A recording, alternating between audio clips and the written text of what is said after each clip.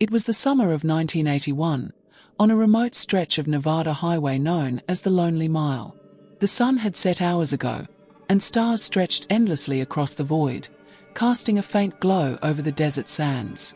This highway, infamous among truckers, was feared for its eerie occurrences, whispered among the tight-knit community of drivers. But no one could explain what happened to Dale Cooper. Dale was a seasoned trucker, hauling shipments for over 20 years. That night, he was driving a standard freight rig carrying industrial equipment. His last radio check was at 2:13 a.m. with another driver named Walt, who was trailing him by about 15 miles.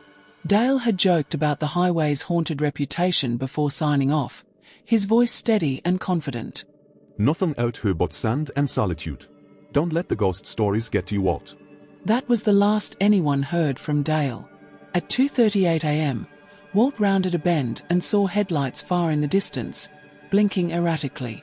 Assuming Dale had pulled over with a mechanical issue, Walt accelerated to catch up. But as he approached, the lights flickered out completely, leaving only the dark silhouette of Dale's truck on the side of the highway. Walt slowed down, honked twice, and waited. There was no response. He stepped out of his cab, flashlight in hand, and approached Dale's rig. The air was thick, unsettlingly silent. Even the usual desert winds seemed to be holding their breath. Walt called Dale's name, but only the echo of his voice answered back. When he shone his light into the truck's cab, he froze. The driver's seat was empty. The engine wasn't running, and Dale's keys were still in the ignition. His logbook lay open on the passenger seat, with the last entry made just minutes before the sighting.